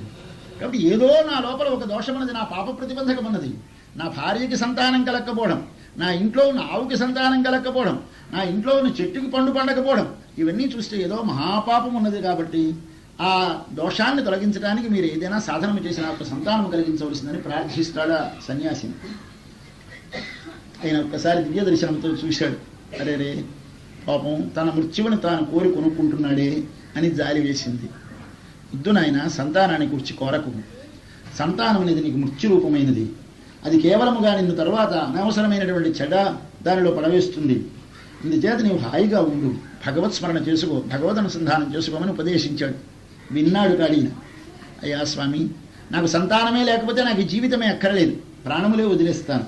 గృహస్థుడై ఉండి సంతానము లేకుండా చనిపోతే వాడికి నరకములు కాదా అని చాలా బాధపడితే, సరే కానీ నాయన, ఇదిగో ఈ ఫలం ఇస్తున్నానని ఒక పండు ఆయన దివ్యశక్తి చేత తెచ్చి పండునిచ్చాడు. ఈ పండు నీ భార్య చేత తినిపించు. నీ భార్య తిన్న తర్వాత సత్యము, శౌచము, దయా, దానము కలిగి ఉండాలి. ఏకభుక్తం, ఒక్క పూటే భోజనం చేయాలి ఆ సంతానం మళ్ళీ ప్రసవించేదాకా. ఆమె రోజు స్నానము చేసి ఆరాధన చెయ్యాలి. ఈ విధముగా ఉండాలని నియమములు పాటించమని చెప్తే సరే అలాగే అన్నాడు. చెయ్యదా, సంతానం కావాలని ఆవిడ దేవుడు అవుతుందని పట్టుకొచ్చాడు, భార్యకి ఇచ్చాడు ఆ పండు. ఇస్తే ఆవిడ చూసింది. చూసి ఆ పండు తిప్పి పండు తింటే పిల్లలు కలుగుతారా అని లోపల అనుమానం ఉంది ఆవిడికి. ఉండి అయినా కానీ ఎందుకు పిల్లలు, మళ్ళీ ఆవిడికి ఆలోచన వచ్చింది. గర్భం వస్తుంది, గర్భం వస్తే శరీరం శ్రమ, దీనివలన యవ్వనము పోతుంది, పిల్లలను పోషించాలి, ఇవన్నీ శరీరానికి చాలా బడలికైనటువంటి పనులు కనుక నాకు సంతానం అక్కర్లేదని నిర్ణయం చేసేసుకుంది. ఒకసారి ఆవిడ మనసులో ఆలోచన వచ్చిందో మరి దానికి తిరగదు. సరే మానేసింది, పండు తినడం మానేసింది. ఇంతలోకి ఆవిడ అక్క చెల్లెల వారి ఇంటికి వచ్చింది. ఆవిడ గర్భవతి అయి ఉండి ఆవిడ వీరింటికి వస్తే చెప్పి ఏడ్చింది, అయ్యో నాకు పండు తెచ్చి ఇచ్చాడు మా ఆయన సంతానం కోసమని, పండు తింటే సంతానం కలుగుతుంది కానీ దీనివలన నేను ఇన్ని బాధలు పడాలి, ఏమో సరిగా ప్రసవం వస్తుందో చనిపోతాను, కులాసాగా ఉన్న జీవితాన్ని పాడు చేసుకోవడం అని ఆవిడ చాలా ఉపన్యాసం చెప్తే అక్క చెల్లెలు అన్నది పోనీ పోలే ఊరుకో, నాకు సంతానం కలుగుతుంది, నేను గర్భవతిని ఉన్నాను కనుక మా ఆయనతో చెబుతాను, ఆయనకి డబ్బు ఇచ్చే మాకు సంతానం ఉన్నారు ఇంతకుముందు, కాబట్టి నీకు ఆ బిడ్డని ఇచ్చేస్తాడు సంతానం కలగగానే, నీకే పిల్లడు కలిగాడని మీ ఆయనతో చెప్పు, అంతవరకు నీ భర్త కనపడకుండా గర్భవతిగా ఉన్నట్టు నటించు అని చెప్పి ఉపాయం చెప్పి, అసలు ఈ పండు తింటే పిల్లలు కలుగుతారో కలగరో మనం ఒకసారి టెస్ట్ చేద్దాం, మన ఆవుకి పెడదామన్నారు. ఈ ఆవుకి సంతానం లేదు, ఆవుకి పెడదామని ఆ ఆవు చేత ఆ పండు తినిపించారు. అయ్యా ఆవు పండు తినది, ఈవిడ తినలేదు, ఈవిడ నటిస్తోంది సంతానం గర్భవతి అయినట్టుగా. కొన్న రోజులు గడిచిపోయింది, తరువాత ఆవిడికి సంతానం కలిగింది, ఆ భర్త అంగీకరించాడు, ఆ పిల్లని వీడికి ఇచ్చేశాడు. ఓ కొడుకు పుట్టాడని భర్తతో చెప్పేశారు. ఈ ఆవు పండు తిన్నది, అది చూలుంది వెంటనే, అది గర్భవతి అయి దానికి నెలలు పెరుగుతున్నాయి. ఈమెకు అప్పుడే సంతానం కలిగేసింది, తన సంతానం కాని సంతానం. ఇది కలగడంతో భర్తతో చెప్పారు, నామకరణం చేసుకున్నారు. వాడికి దుందుకారి అని పేరు పెట్టారు. వాడికి ఈవిడ పేరు దుందులి, ఆ కొడుకు పేరు దుందుకారుడు. ఆ పేర్లలోనే అందం పెట్టారు. ధుమ్ అంటేనే మనకు అప్పుడే వాళ్ళలో ఏదో ధూర్తతో కనిపించాలని ఆ కొడుకు పుట్టాడు. ఆ దుందుకారి అనేటువంటి వాడిని పేరు పెట్టి పెంచుతున్నారు. వాడికి అన్ని సంస్కారాలన్నీ చేస్తూ ఉంటే ఇంతలో ఈ గోవు సంతానం వచ్చింది. సంవత్సరం గర్భవతి ఉండే గోవు సంవత్సరం అయిన తర్వాత ఒక పుత్రుణ్ణి కన్నది, మగపిల్లని కన్నది గోవు. వాడికి చెవులు మాత్రం ఆవు చెవులు, మిగిలినంతా మనిషే. ఆవు చెవులు కలిగినటువంటి ఒక మగపిల్లడు మనిషి బిడ్డడు గోవులోంచి పుట్టాడంటే ఓ వెర్రి జనం అంతా తిరగబడి చూసేస్తున్నాడు. ఏమిట్రా ఆవుకి మగపిల్లడు పుట్టాడు, ఆవుకి పిల్లడు పుట్టాడు. చెవులు మాత్రం గోవులా ఉన్నాయి కనుక ఆ తండ్రి ఏమో ఈయన ఆత్మదేవుడు తనావే కనుక సంతోషించి పొనిలే మనకి మగపిల్లడు పుట్టాడు, ఆవుకి మగపిల్లడు పుట్టాడు, బాగుందనుకొని దానికి గోకర్ణుడు అని పేరు పెట్టారు. ఆ పిల్లవాడికి గోకర్ణుడు అని పేరు పెట్టాడు. వాడిని ఈయన కొడుకుగా భావించి వాడికి సంస్కారములు చేసి వాడికి నామకరణము, జాతకరణం, అన్నప్రాశనం అవన్నీ చేస్తున్నారు. వాడు ఉపనయన వయస్సు వచ్చింది, వీడు ఉపనయన వయస్సు వచ్చింది. ఇద్దరికి ఉపనయనం చేశారు. యుక్త వయస్సు వచ్చింది. వచ్చిన తర్వాత మనవాడు చెడిపోవడం ప్రారంభించాడు. ఎవరు అసలు కొడుకు. వీడికి దురలవాట్లు అయిపోయినాయి. వీడికి దురలవాట్లు అయిపోయి అంతా చెడిపోతున్నాడు. తండ్రి విచారంతో బాధపడిపోతున్నాడు. బాధపడిపోతుంటే చూసి ఇంకేమీ చెయ్యలేక ఈ కొడుకు గోకర్ణుడు వచ్చి ఉపదేశించాడు, ఆయన ఎందుకు ఈ అజ్ఞానం, కొడుకుని దేవులాడతావు, ఇల్లు వదిలి ముంచి అజ్ఞానం ప్రజారూపం, వీడి సంతానం కాదు నీకు అజ్ఞాన రూపం, అజ్ఞానమీ రూపంలో వచ్చింది. నీవు ఎప్పుడో అప్పుడు మోహంలో పడిపోతున్నావు, నరకంలో పడిపోతావు వీడి మీద మోహం వల్ల. నీవు ఇల్లు వదిలే వెళ్ళిపోయి ఎక్కడైనా శరణ పొందు, నీవు హాయిగా భగవంతుని ధ్యానం చేసుకొని తండ్రికి ఉపదేశం చేశాడు గోకర్ణుడు. వెంటనే ఉపదేశం చేస్తే ఆ మాట విన్నాడు. ఆయన బయలుదేరి ఇల్లు వదిలేసి వెళ్ళిపోయినాడు. ఎక్కడో పడిపోయి చనిపోయినాడు తండ్రి. వీడు ఈ కొడుకు ఈయన కూడా ఇల్లు వదిలేసి వెళ్ళిపోయినాడు. ఈయన సరే తండ్రి చనిపోయిన తర్వాత ఆ గోకర్ణుడు ఆ తండ్రికి చేసిన ఉపదేశంలో ఒక శ్లోకం మనం అందరం కూడా తెలుసుకోవలసినటువంటి విషయం. అది ధర్మం భజస్వ సతతం, ఎల్లప్పుడూ నీవే ధర్మమును ఈ శరీరముతో ఏ పనిని చేయాలో ఆ పనిని చేయడం మానకు. త్యజ లోకధర్మాన్, దీనిని చేస్తూ ఇతరుల భోగట్టాలు కనుక్కుందికి తాపత్రయం పడకు. వాడికి ఏమిటి వచ్చింది, వాడు ఎలా వచ్చాడు, వీడు ఎలా ఉన్నాడు, ఇదే మనకి ఎంతసేపు మన దానికంటే పైవాళ్ళతో లోకధర్మముల ఎందు ఎక్కువ ఆసక్తి ఉంటుంది. కాబట్టి త్యజ లోకధర్మాన్ సేవస్వ సాధు పురుషాన్, పెద్దలను సేవిస్తూ ఉండు. కామతృష్ణాం, కోరికలనే దాని వలన ఉండేటువంటి ఆ కనగులాట దాన్ని తగ్గించుకో. అన్యస్య దోషగుణ చింతనమాసు త్యక్త్వా, ఎప్పుడు మనకి ఏది ఇష్టం అంటే తన గొప్ప కంటే పైవాడిలో ఉండే దోషం చెబితే మనసుకు ఆనందంగా ఉంటుంది. కాబట్టి ఆ పైవాడిలో ఉండే దోషాలని తనలో ఉండే గుణాలని పొగుడుకోవాలి. ఇతరులను దూషించాలంటే మనసుకు ఆనందంగా ఉంటుంది. ఆ రెండు గుణాలు విడిచిపెట్టి సేవా కథా రసమహో నితరాం పిబా, ఎప్పుడు ఆ భగవత్ కథ భగవత్ సేవ దానిలో ఉండే ఆ రసమును ఆనందిస్తూ వింటూ చేస్తూ ఉండవయ్యా. ఇది నీ జీవితానికి సారమని చెబితే విన్నాడు తండ్రి. ఆయన వెంటనే ఇల్లు వదిలేశాడు, వెళ్ళిపోయినాడు. ఆయన రాత్రి ఎక్కడో ఒక కూపంలో పడిపోయినాడు. పాపం వెళ్ళడంలో ఆయన చనిపోయినాడు. కుర్రవాడి ఇంట్లో ఉన్నాడు, తల్లి ఉంది. ఈ తల్లిని పట్టుకున్నాడు వీడికి దుర్వ్యసనములు అయిపోయి 5 వేశ్యలను ఉంచుకున్నాడు వీడు. 5 వేశ్యలతో తాను ఉంటూ ఉంటే డబ్బంతా అయిపోయింది. ఆ డబ్బు చాలక తల్లిని వేధించాడు. ఎక్కడ నాన్నగారు డబ్బు పెట్టారో డబ్బు ఇచ్చేయమని. ఆమె ఉన్నది ఇచ్చేసింది, మరి లేదంటే వినక ఆవిడ్ని చంపేశాడు. ఆ తల్లిని చంపేసిన తర్వాత 5 వేశ్యలు వీడు ఎక్కడికో చోటికి వెళ్ళి దొంగతనాలు చేసి తెచ్చి వాళ్ళకి డబ్బిస్తూ ఉండేవాడు. డబ్బిస్తూ ఉంటే వీడు మనకి తెచ్చిస్తున్నాడు కానీ వీడు దొంగతనం చేసి తెచ్చిస్తున్నాడు కనుక ఎప్పుడైనా కానీ దీనివలన ఏదైనా అనర్థం వస్తే మన్ని పట్టుకుంటారు కనుక ముందు మనకి ఇచ్చిందేదో మనం కాజేసుకుని వీడిని చంపేసి వెళ్ళిపోతే మనకు ఉత్తమం నిర్ణయం చేసుకుని వాళ్ళని 5 కలిసి చంపాలని నిర్ణయం చేసుకుని ఒకనాడు రాత్రి పడుకొని ఉండగా మంచానికి కట్టేశారు. కట్టేసినా గట్టిగా బిగించినా వాడు చావలేదు ఎంతకీని. అప్పుడు నిప్పులు తెచ్చి ముఖం మీద పోసేశారు. దాంతో వాడు చచ్చిపోయి వాడు పిశాచం అయిపోయినాడు. ఈ అకాల మృత్యు వలన, ఈ హఠాన్ మరణం వల్ల వాడు పిశాచం అయిపోయినాడు. వీళ్ళు ఉన్నటువంటి ఆస్తి తీసుకొని వేశ్యలు పోయినారు. వీడు దయ్యం అయిపోయినాడు. వీడికి మోక్షం లేదు, స్వర్గం లేదు, ఏమీ లేదు, నరకం లేదు. ఇక్కడే అంతరిక్షంలో తిరుగుతున్నాడు వాయురూపమైనటువంటి శరీరముతో. అట్లా తిరుగుతూ దేశాలన్నీ తిరుగుతూ ఉంటే గోకర్ణుడి దేశాలన్నీ తిరిగి చివరికి ఒకసారి తన ఇంటికి వచ్చాడు. నాన్నగారు ఎలా ఉన్నారో, తల్లి ఎలా ఉందో చూడాలని వస్తే ఎవరూ లేరు. ఆ అరుగు మీద పడుకున్నాడు. ఆ రాత్రి పడుకుంటే ఈ దయ్యం వచ్చి నిలబడ్డాడు. నిలబడి, అయ్యా, ఒక పెద్ద పులిలా కనిపిస్తాడు, పాములా కనిపిస్తాడు, సింహంలా కనిపిస్తాడు, ఏనుగులా కనిపిస్తాడు. ఏమిట్రా, ఎవరు నీవని అడిగాడు ఈయన. అడిగితే నేను నీ సోదరుణ్ణి, దుందుకారిని, నాకు ఇలా పిశాచత్వం వచ్చింది, దాన్ని నీవు పోగొట్టాలన్నాడు. అదే అలాగా ఏం చేయడం అని ఆలోచించి పొద్దున్న సంధ్యావందనం చేసుకుని సూర్యమండలాన్ని వైపు చూస్తూ గాయత్రి జపం చేసి సూర్యుడిని ఒక్కసారి నిలబడమన్నాడు. ఆ గాయత్రి మంత్రానికి ఉన్న దివ్యశక్తి చేత సూర్యుడు స్తంభించాడు.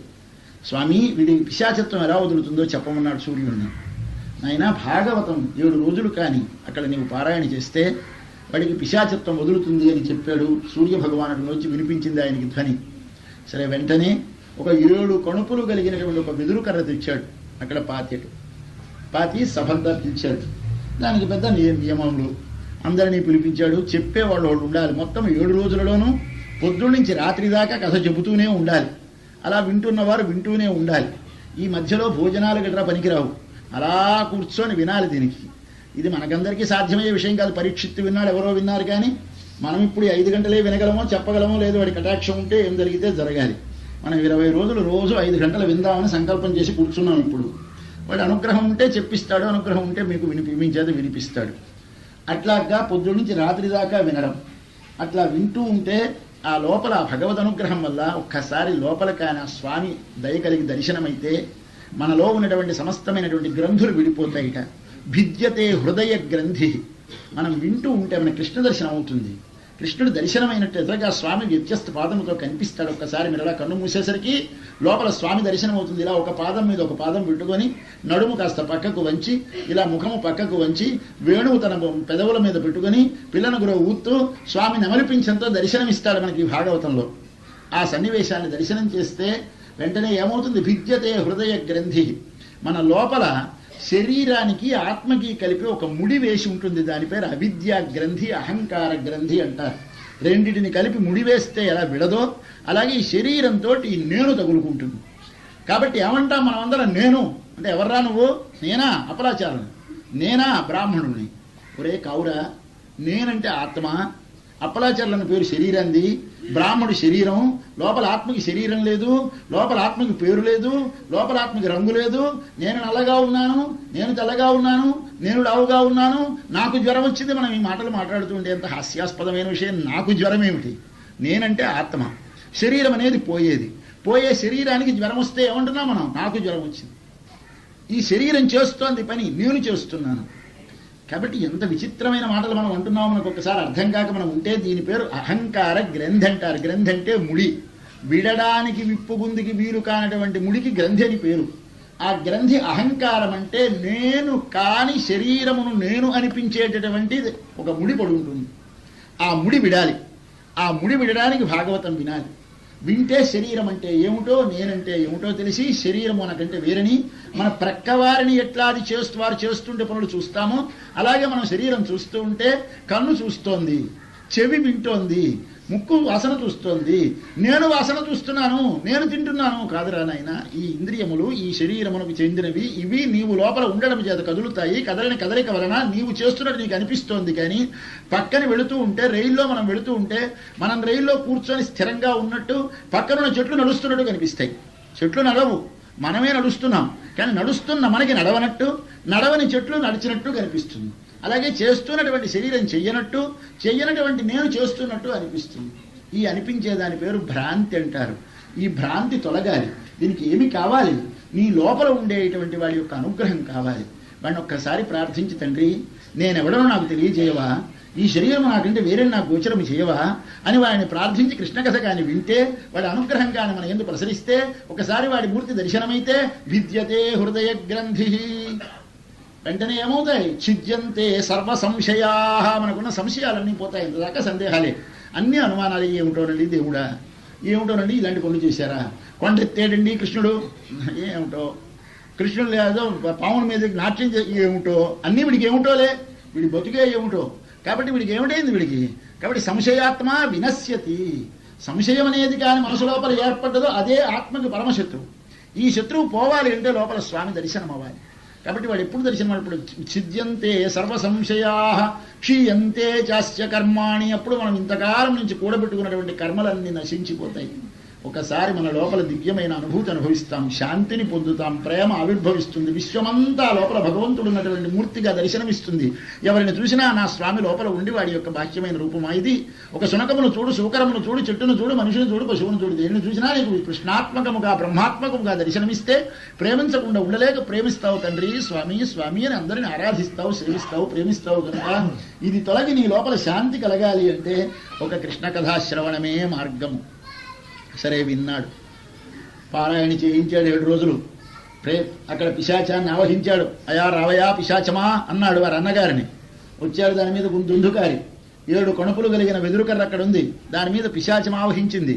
ఒక ఆయన భాగవతం చదువుతున్నాడు, ఒక ఆయన భాగవతం ప్రవచనం చేస్తున్నారు. అందరూ కూర్చున్నారు, మంచి నియమపూర్వకముగా జరుగుతోంది కాలక్షేపం. ఆ సాయంకాలం దాకా కథ అయింది.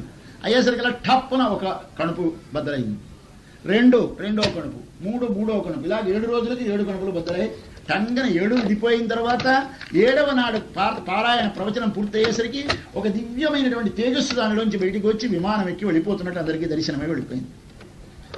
చూశారు కూర్చున్న వాళ్ళందరూ. అడిగాడు అక్కడ, ఏమండి బాగుంది కానీ ఒక ఆయన లేచి అడిగాడు, మేము అందరం వెళ్ళలేదా, ఆ ఒక్క వెదురుకర్రే విన్నదా, వెదురుకర్ర కణుపులు బద్దలైనాయి, మా ఒకటి కణుపు బద్దలవలేదేమి, నాటకం ఏమిటిది అని అడిగాడు. అందుచేత అత్రైవ బహవస్సంతి శ్రోతారహ, ఇక్కడ చాలా మంది శ్రోతలు ఉన్నారు. ఆనీతాని విమానాన్ని నతేషాం, వాడికి ఎవరికి విమానం రాలేదు, వాడికి ఒకడికి మాత్రం విమానం వచ్చింది. ఏమిటి కారణం? శ్రవణం అందరం సమానంగా చేశాం. ఫలభేద కుతః, ఫలాల్లో మాత్రం తేడా వచ్చింది. మేమందరం ఇక్కడే మామూలుగా మా మనుషులు మళ్ళీ అవతల గడేసరికి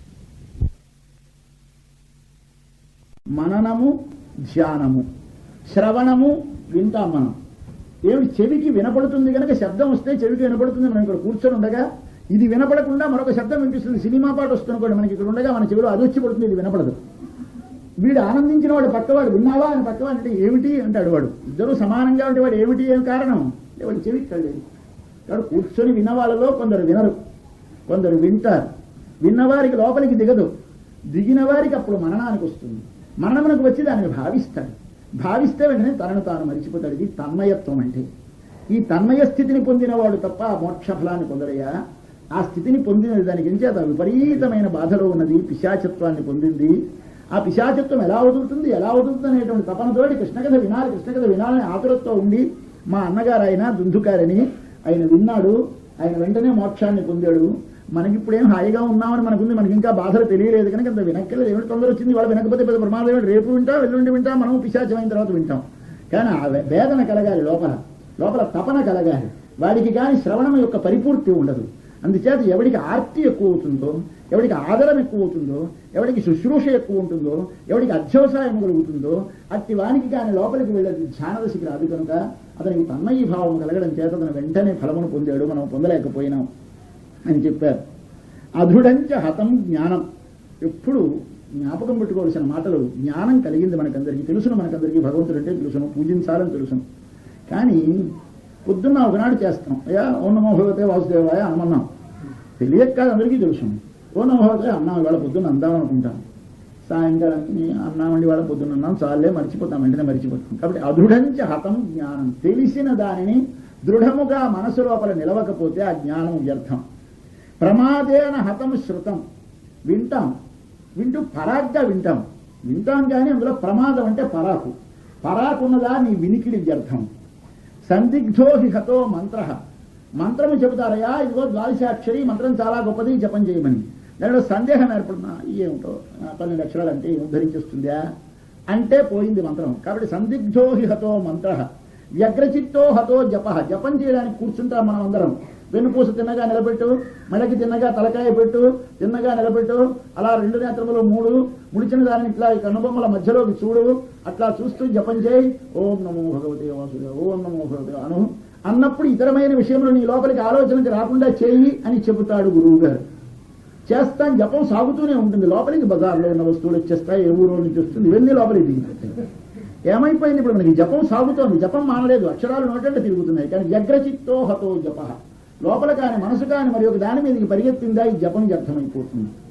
అలాగే అవైష్ణవో హతో దేశ, విష్ణు భక్తి లేనటువంటి వాడు కానీ ఉంటే ఆ ప్రదేశంలో పవిత్రత ఉండదు. కాబట్టి భక్తి కలిగినటువంటి వారు ఉండాలి ఆ ప్రదేశంలో.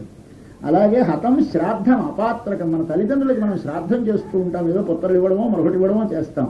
ఆ చేసేది ఇవ్వదగిన యోగ్యుడికి ఇవ్వాలి, కానీ ఎవడికి పడితే ఎవడికి ఇస్తేనేమండి అని పెట్టకు, పాత్రలో ఇవ్వాలి దానిని.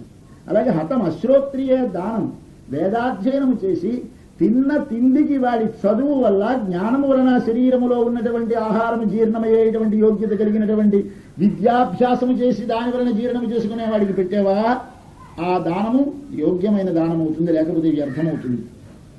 ఆచారం అనాచారం హతం కులం, మనకి నడువడి లేకపోతే మనం ఒక్కళ్ళం చెడం, మన వంశం అంతా చెడిపోతుంది. మనం అలవాట్లు మానేశాం. పూర్వం మా నాన్నగారు ఉండేది కానండి, ఇప్పుడు నా తరంలో వచ్చిన తర్వాత దేవతార్చన మానేశానండి అంటాడు. మా నాన్నగారు జపం చేసేవారు, కానీ ఏమిటో నాకు అవకాశం లేదని నేను మానేశాను. మనం మానేస్తే మనం ఒక్కళ్ళ నాశనం కాదు, మన పిల్లడు మానేస్తాడు, మనవాడు మానేస్తాడు, మొత్తం వంశమంతా నాశనం చేసిన వాళ్ళు అవుతాం. కాబట్టి అనాచారం హతం కులం, విశ్వాసో గురువాక్యేషు. కాబట్టి ఏముండాలి మనకి? పెద్దలు చెప్పిన మాట మీద నమ్మకం ఉండాలి.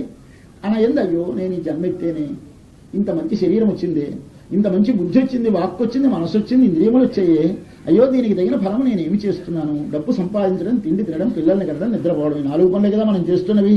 ఇవి పశువులు చేయలేదా? అవి తిండికి సంపాదించుకుంటున్నాయి, పిల్లల్ని కొంటున్నాయి, నిద్రపోతున్నాయి, ఎవరైనా కొడితే భయపడుతున్నాయి. మనం ఈ ఉద్యోగమే, ఇప్పుడు దీనికోసమైనా జీవించింది అని లోపల ఒక దైన్య భావన కలగాలి. అయ్యో పొందవలసిన దాన్ని పొందలేకపోయినని. ఒక కిరసనాయలు వచ్చి వాళ్ళు రేషన్ అయిపోయిందంటే ఏడుస్తావే రాత్రి. మనుష్య జన్మ వచ్చి దీని లోపల భగవంతుని గురించి ఒక రోజు ఒక 5 నిమిషాలు నేను ఖర్చు పెట్టకపోతే ఎంత ఏడవాలి?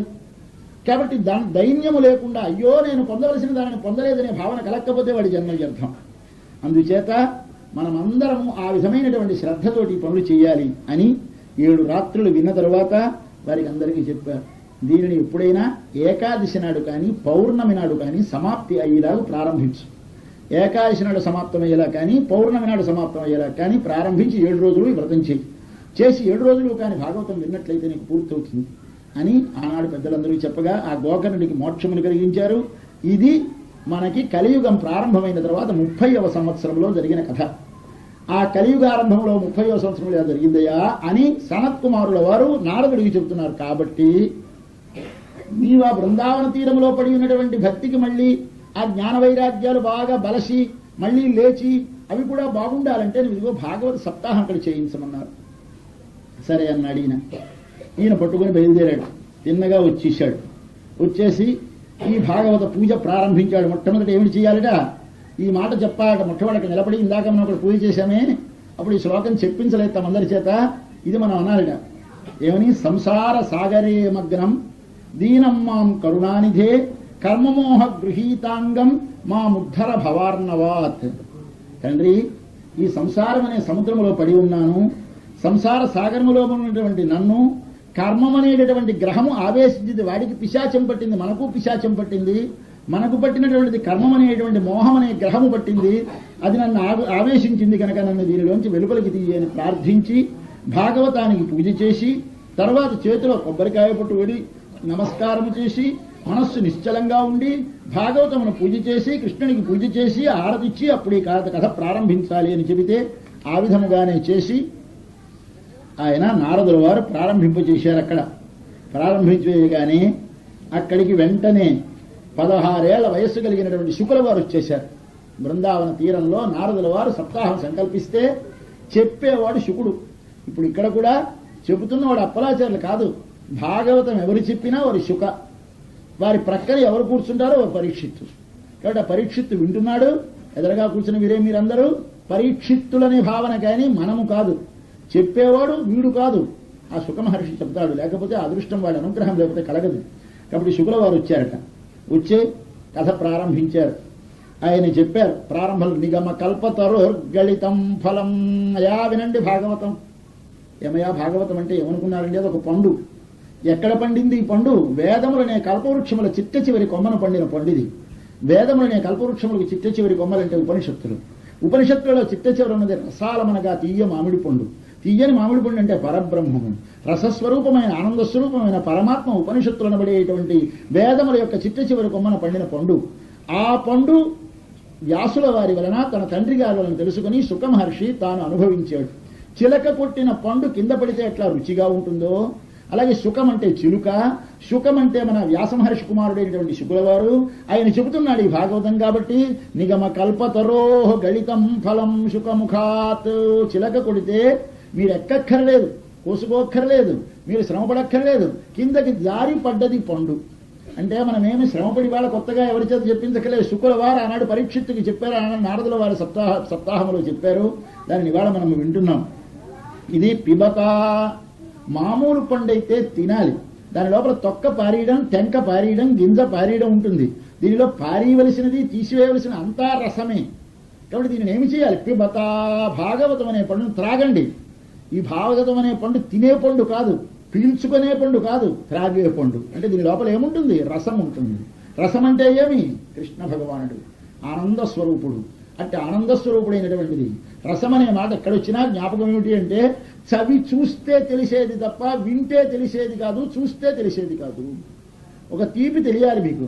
ఎలా ఉంటుందండి తీపి? ఎలా ఉంటుందంటే ఏమిటి చెప్పగలరు? ఎవడైనా తీపి నాలిక మీద పంచదార వేసుకుంటే అబ్బా అనాలి. ఎలా ఉందో నువ్వు చెప్పు. తీయగా ఉంది. తీయగా ఉంటే పని కాదు, ఏమిటి చెప్పమంటే చెప్పలేము. కాబట్టి ఎలా ఉందంటే చెప్పడానికి వీలు కానిది తాను అనుభవిస్తేనే తెలిసేదేదో దాని పేరు రసం. అటువంటి రసమేది ఒక భగవంతుడు. అనుభవిస్తాం, మనం పూజ చేసుకుంటాం, ఏదో శాంతిగా ఏదో ఉన్నట్టు ఉంటుంది. ఏమిటండి మీకు పూజ స్తవాన్ని ఇలా విసుగులేదా? రోజు పూజలు, రోజు పారాయణలు ఎలా చేస్తారంటే ఏమిటో వాడికి తెలియదు. వాడికి ఆనందం. పేకాట అడుగుకునేవాడు ఎలా ఆనందిస్తున్నాడు, అలాగే జూదం అడుగుకునేవాడు ఎలా ఆడుస్తున్నాడు, వాడు ఎలా రోజు వాడుతున్నాడు. ఒకనాడు విసుగెత్తదా? వాడికి విసుగెత్తదే.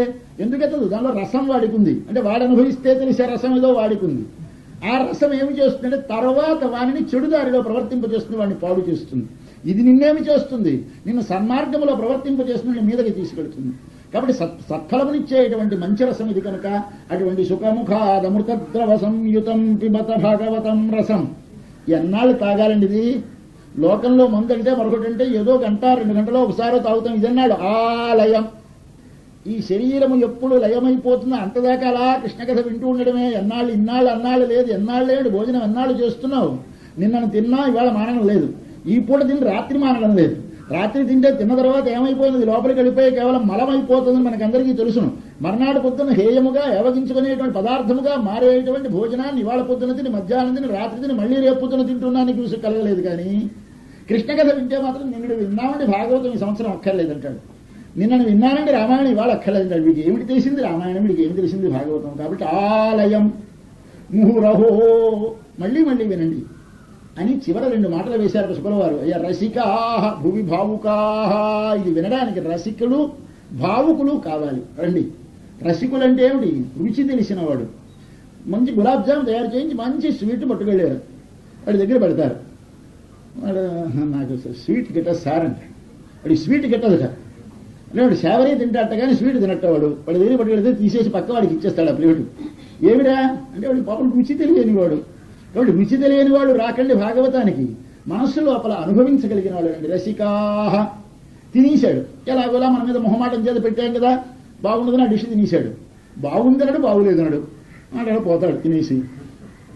చప్పరించేసి ఏది తిన్నాడికి ఒకలాగే ఉన్నట్టుంది కానీ వాడు అయ్యో ఇంత మంచి పదార్థం ఏం తీగా ఉందండి అనడు. అలాంటి వాళ్ళకి పెట్టద్దు. మరేం చేయాలి? తిన్న తర్వాత అబ్బాయి ఏమి గులాబ్ జామున్ ఎంత బాగుంది వారి ఇంట్లో చేశారు, మళ్ళీ రేపు చెప్పాలి, మళ్ళీ చెప్పాలి. అలాగే అనుభవించగలిగిన వాడికి చెప్పాలి. కాబట్టి మనకు కూడా ఇప్పుడు విన్నాం భాగవతం, ఓహో ఏమి భాగవతం అండి, 10 మందికి అవతల వీళ్ళు చెప్పాలి, ఏం అందంగా ఉందండి అనాలి. అట్లాంటి భావన కలిగిన వాడు కావాలి. కానీ భాగవతం వినడానికి రసికత భావుకత లేనివాడు భాగవత శ్రవణానికి పనికిరాడు. అందుచేత ఈ దేవుడిది కేవలం రుచి. ఈ రుచి అయినటువంటి పండు మన కృష్ణ భగవానుడు, దాన్ని అనుభవిస్తాం దీనిలో. కాబట్టి రండిది, ఇది ఎటువంటిది? శ్రీమద్భాగవతం పురాణ తిలకం. శుకుల వారు చెప్తున్నారు అక్కడ బృందావన తీరంలో. ఈ మాటలు ఇక్కడ కాదు జరిగేవి, బృందావన తీరంలో నారదుల వారు సప్తాహం ప్రారంభిస్తే శుకుల వారు సాక్షాత్ దిగి వచ్చి భాగవతం ఆరంభిస్తే అని చెప్పినాడు, రండయ్యా వినండి వినండి, భాగవతం అంటే సామాన్యం కాదు. విష్ణు భక్తులకు ఇది ఒక ధనం. మామూలు డబ్బు అందరికీ డబ్బు, భాగవతము భక్తులకు ధనం. యద్వైష్ణవానాం ధనం యస్మిన్. దీనిలో ఏమిటి చెప్తారండి? పారమహంస్యం ఏకం అమలం సత్యం జ్ఞానం. దీనిలో చెప్తారు ఏముండదు. పరమహంస ధర్మం. హంస అంటే జీవుడు, పరమహంస అంటే పరమాత్మ. మన లోపల ఉన్న ఆత్మలు 2 రకములుగా ఉంటాయి. ఈ శరీరములో కర్మవశము చేత బంధింపబడి ఉండి ఈ శరీరములో మాత్ర జ్ఞానమును పొందేటువంటి వాడు జీవుడు అంటారు. ఈ శరీరములోనూ అన్నిటిలోనూ వ్యాపించి ఉండి అన్నిటి లోపల ఉండి నియమించేటువంటి వాడిని పరమాత్మ అంటారు. ఆయన పరమహంస అంటారు, ఈయనని హంస అంటారు. ఈ హంస అనబడేటువంటి వాడికి వెనక నుండి నడిపించేటువంటి పరమహంస ఉన్నాడే, ఆయన గురించి కథ ఉంటుంది దీనిలో. కాబట్టి పారమహంస్యం ఏకం అమలం జ్ఞానం పరం గీయతే యత్ర. దీనిలో ఏమిటి లాభం వింటే? జ్ఞాన విరాగ భక్తి నైష్కర్మ్యం ఆవిష్కృతం. ఒక్కసారి మీరు చేస్తున్న ప్రతి పని చేస్తూ ఇది చెయ్యలేదని మీకు తెలుస్తుంది. చేస్తున్న ప్రతి పని చేస్తూ ఇది భగవంతుడు చేయిస్తున్నాడని మీకు తెలుస్తుంది. చేస్తున్న ప్రతి పని మీరు చేస్తూ ఉంటే భగవంతుడి వరకు చేస్తున్నారని తెలుస్తుంది. ఈ 3 తెలిస్తే దాని పేరు నైష్కర్మ్యం అన్నారు. నైష్కర్మ్యం అంటే కర్మ మానేయడం కాదు, కర్మ చేస్తూ ఆ చేస్తున్నది తాను కాదు, వెనక నుండి చేయిస్తున్నాడు. ఈ చేసే పని నా కొరకు కాదు, భగవానుని కొరకు, లోకము కొరకు. చేసే పని నాది కాదు, భగవానునిది. కాబట్టి నేను, నాది, నా కొరకు అని 3 మాటలను సబ్స్టిట్యూట్ చేయండి. వాడు, వాడిది, వాడి కొరకు. కాబట్టి వాడు చేయిస్తున్నాడు వాడి పనిని వాడి ప్రీతి కోసం.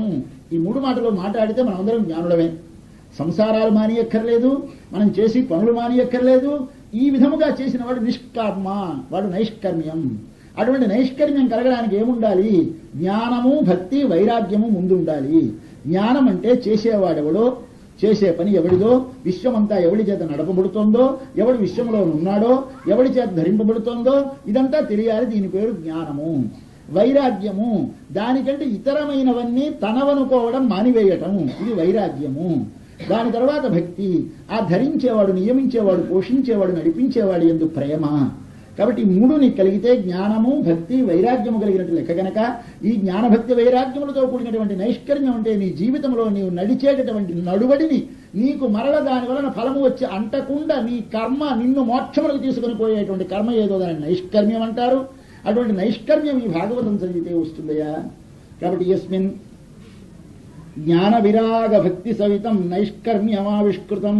ఏం చేయాలి దీనికి? శృణ్వన్, వినండి.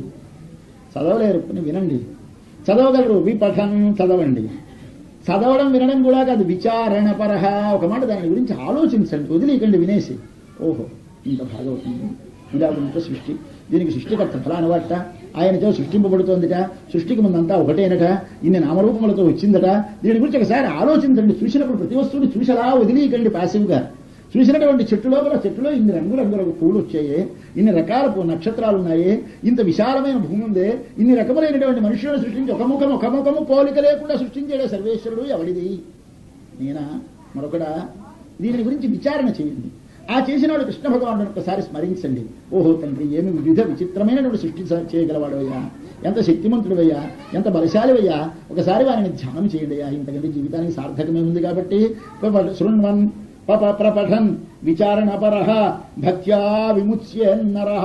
ఇది కలిగితే భక్తి కలుగుతుంది, భక్తి కలిగితే ముక్తి కలుగుతుంది. కనుక అందరూ వినండి. శుకమహర్షి ప్రారంభించి ఆయన చెప్పాడు 7 రోజులు భాగవతం. చెబితే వెంటనే లేచారు. ఈ జ్ఞానం వైరాగ్యం, 2 పిల్లలు పడుకున్నారు కదా, వీళ్ళు లేచారు.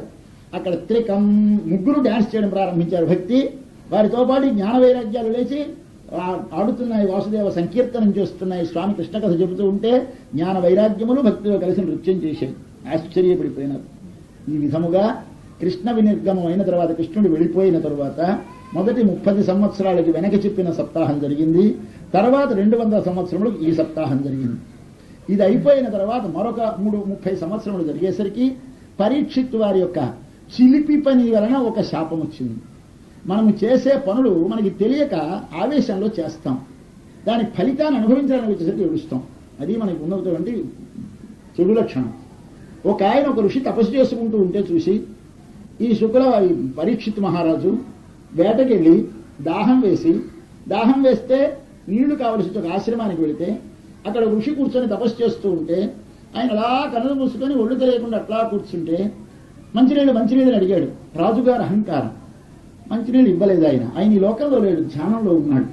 వీడికి ధ్యానం తెలియక ఒక్కసారి దాహం అనగానే ఇవ్వలేదన్న ఆవేశంతో వారి దొంగ సన్యాసి ఇట్లా నటిస్తావా అని అక్కడ ఉన్నటువంటి ఒక చనిపోయిన పాము ఉంటే తన విల్లుతోటి ఇట్లా దాన్ని ఎత్తి ఆయన మెళ్ళలో పడేసి వచ్చేశాడు. ఇంతే, చేసిన పని ఏమీ లేదు. మనం పెద్దలని అవహేళనం చేస్తే, పెద్దల యందు ఒక తిరస్కార భావం చూపిస్తే దాని ఫలం మనకు తెలియదు, మనం నాశనం చేస్తుంది. అది ఈయనకు మహోపకారమైంది. చెడు పని మంచి అయింది. మహాభక్తుడు గనక పరీక్షిత్తు పాండవులు చేసిన తపఫలం వల్ల కృష్ణుడి చేత బతికింపబడ్డాడు గనక, గర్భములో ఉండగా కృష్ణుడిని చూశాడు గనక, ఆయన మహాభాగవతుడు గనక, చేసిన చెడు పని ఆవేశములను సత్వరజస్తమముల ప్రభావం వల్ల చేసినా ఆయనకి మంచి ఫలాన్ని ఇచ్చింది. వెంటనే ఆయన కొడుకు వచ్చాడు, ఆ ఋషి యొక్క కొడుకు చూశాడు తండ్రి మెడలో పాముని. ఒకసారి ఆలోచించాడు, ఓహో ఇదంతా పరీక్షిత్తు యొక్క ఇదనుకున్నాడు. వెంటనే శాపం ఇచ్చాడు. మా తండ్రి మెడలో ఏ పామును వేసావో ఆ పామే నిన్ను 7 రోజులలో వచ్చి నిన్ను కలిసి చంపునుగాక అని శాపం ఇచ్చేశాడు. 7వ నాటితో ఈ ఆయుర్దాయం సరి. ఈ సంగతి తెలిసింది రాజుగారికి. తండ్రికి తెలివచ్చి విచారించాడు, రే ఎంత తప్పు చేసావురా, రాజుకి శాపం ఇస్తారా ఎవరైనా? దేశాన్ని రక్షించే రాజు లేకపోతే మనం ఎందుకు ఉండేమో ధరిస్తాము, చాలా తప్పు చేసామని బాధపడ్డాడు. సరే అదంతా ముందు కథ వస్తుంది. అప్పుడు ఆయన వెంటనే మహాజ్ఞాని గనక పరీక్షిత్తు ఒంటి స్తంభం మేడగట్టుకున్నాడు, కూర్చున్నాడు, పండులోంచి పాము వచ్చిందన్న కథలు మనం వింటూ ఉంటాం. అదంతా లేదు భాగవతంలో. ఆయన మహావైరాగ్యంతో ప్రయాగకి వెళ్ళిపోయినాడు. అంటే త్రివేణి సంగమం దగ్గరికి వెళ్ళాడు. ఆ పెద్ద ఇప్పుడు కుంభమేళా జరుగుతుందే అలహాబాద్లో, ప్రయాగలో, అక్కడికి వెళ్ళిపోయి అక్కడ కూర్చున్నాడు. ఆ విసర్జన మీద అందరినీ ఋషులకందరికీ ఆహ్వానాలు పంపించాడు. వచ్చేశారు పెద్ద పెద్దలందరూ. కూర్చొని ఆయన ప్రాయోపవేశం చేశాడు. 7 రోజులు ఆహారం తీసుకోలేదు, కూర్చున్నాడు. ఏది వింటే నాకున్నటువంటి పాపరాశి నశిస్తుందో దానిని నేను ఏది వినాలో నాకు చెప్పవలసిందని అడిగాడు అందరినీ. ఎవరి మట్టికి వారు తెల్లమొహాలు వేశారు. ఏం చెప్పడానికి ఎవరికి ఇది వింటే బాగుంటుంది, రామాయణుడు భాగవతం ఇలా అంటున్నారు, కానీ ఏది చెప్పలేకుండా ఉన్నారు.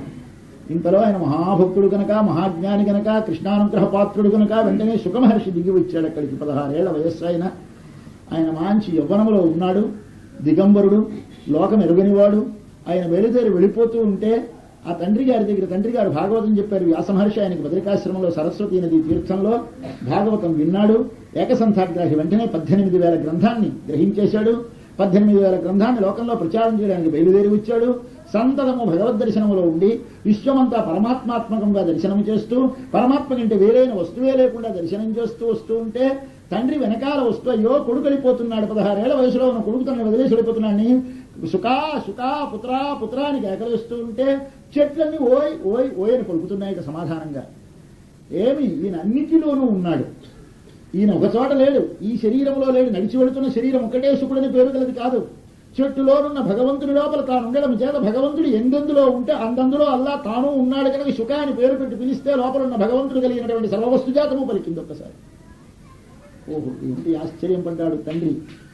ఆయన 16 ఏళ్ల వయస్సులో మంచి యవ్వనము సుందరుడైనటువంటి స్వామి, అపీచ్యమైనటువంటి మహామధురమైనటువంటి రూపం. ఆయన వెళ్ళిపోతూ ఉంటే స్నానం చేస్తూ నగ్నంగా ఉన్నటువంటి స్త్రీలు, అప్సర స్త్రీలు లేచి వచ్చి శుకుడిని చూడడానికి అలా రెప్పలు వేయకుండా చూస్తూ నిలబడ్డారు. వెనక నుంచి వ్యాసమహర్షి వస్తున్నాడు. ఆ వ్యాసమహర్షి ముసలాయన, ఇప్పటి బాగా వృద్ధుడు. 18 పురాణాలు రాసిన తర్వాత ఆఖరి పురాణం భాగవతం. ఆయన వస్తూ ఉంటే స్త్రీలందరూ సిగ్గుపడే తాతగారు వస్తున్నారు, పదండి బట్టల సొట్టు గుంజు వెళ్ళిపోతున్నారు. వెళ్ళిపోతూ ఉంటే ముసలాయన సందేహం కలిగి అడిగాడు, ఏమమ్మా 16 ఏళ్ల వయసు వాడు మావాడు వస్తే ఎవరు బట్టలు సర్దుకోవాలి, సిగ్గు పడలేదే, నేను వస్తూ ఉంటే ముసలివాడిని, నాకేమిటి ఇప్పుడేం వార్ధక్యంలో కామమా పాడా, నన్ను చూసి మీరందరూ సిగ్గుపడుతున్నారు, ఏమిటి కారణం అని అడిగాడు. ఆయన అందుకే సిగ్గుపడుతున్నామన్నారు. నీకు మగ ఆడ తెలుసును, ఆయనకి మగ ఆడ తెలియదు. స్త్రీ పుంభిద ఎరగనివాడు ఆయన. స్త్రీ పుంభేదం తెలియదు ఆయనకి లోకమే తెలియదు. సర్వత్ర భగవద్దర్శనం చేస్తున్నాడు, సర్వత్ర సమదర్శనము చేస్తున్నాడు. ఆయన మా శరీరమును చూడడు, మా లోపలనున్న ఆత్మలోనున్న భగవాన్ని దర్శిస్తాడు. నీకు శరీరం కనిపిస్తోంది కాబట్టి ఈ శరీరం ఎలాగైతే ఒక ఎక్స్రే కిరణం లోపలికి ప్రసరిస్తే లోపల ఉన్నటువంటి పదార్థములన్నీ కనిపిస్తాయి, కానీ బయట శరీరం కనబడదో. మామూలు ఫోటో తీస్తే బయట ఫోటో కనిపిస్తుంది, లోపలిది కనిపించదో. అలాగే మనం అందరం మామూలు ఫోటో తీసే కళ్ళు మనకిచ్చాడు, వారికి లోపలి దాన్ని తీసే కన్ను వారికి ఇచ్చాడు. కాబట్టి 2 రకాల ఫోటోలు ఉన్నాయి, బయటి ఫోటో, లోపలి ఫోటో. ఈ బయట ఫోటో తీసే ఆర్టిస్టులు అందరం మనందరం. కాబట్టి ఎవరిని చూసినా కానీ వీడు సన్నంగా ఉన్నాడరా, వీడు తెల్లగా ఉన్నాడరా, వీడు పొట్టిగా ఉన్నాడరా, వీడు నల్లగా ఉన్నాడు, వీడు శూద్రుడు, వీడు బ్రాహ్మణుడు, వీడు క్షత్రియుడు, వీడు వైశ్యుడు, ఇవన్నీ మనకు కనిపిస్తాయి. వారికో ఇవి కనిపించవు, వారికి లోపల ఉన్నటువంటి భగవద్ దర్శనం అవుతుంది. అట్లాంటి చూపు గలవాడు ఆ శుకుడు. అటువంటి శుక మహర్షి చెప్పినటువంటిది ఇది కనుక నాయన ఒక్క మాట చెబుతున్నాను వినండి అని ఆఖరికి సమాప్తి చేస్తూ చెబుతున్నాడు ఆయన. అసారే సంసారే, మనమున్న సంసారమే ఇదే సారం అనుకోకండి. కేవలం పిల్లల్ని కనడం, తిండి తినడం, శరీరాన్ని పోషించుకోవడమే జీవితం అనుకోకండి. పుట్టిన వాళ్ళం ఎప్పుడో అప్పుడు చచ్చిపోక తప్పదు. చచ్చిపోయే లోపల సాధించవలసిన దానికి మార్గం ఏమిటో తెలుసుకొని చచ్చిపోదాం. కాబట్టి అసారే సంసారే విషయ విష సంగాకులధియ, మనకు ఒక విషం ఎక్కినటువంటి వాడికి ఆ పాము కరిస్తే ఒళ్ళంతా నల్లబడిపోయి వాడికి ఎట్లా ప్రాణాపాయసం ఆసన్నమైందో అలాగే మనకు కూడా విషయములనే విషములు తాగేసి ఉన్నాం మనం.